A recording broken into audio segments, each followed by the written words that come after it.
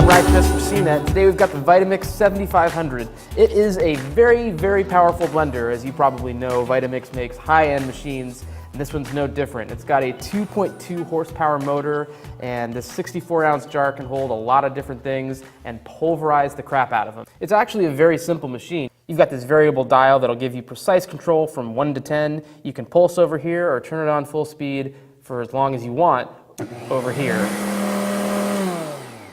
But man, it's tempting. I really want to put everything in this blender and just destroy it and demolish it and make soups out of everything. This blender can do it. Our tests were very conclusive. It's a very powerful blender. We put blocks of cheese in it, we put pesto in it, we put nuts in to make butter. It did everything. It never failed us. So this is a great blender, but very expensive. The big question with the Vitamix here is it worth it? Because it costs $529. This is a very expensive household appliance. And there are very good blenders that cost a lot less. We saw the Breville Hemisphere Control do very well in our tests. The Ninja Ultima was very successful. The KitchenAid Diamond Blender was great. So those all cost at least $300 less, if not more. Why should you pay that much more for the Vitamix 7500? I'm not convinced that you should.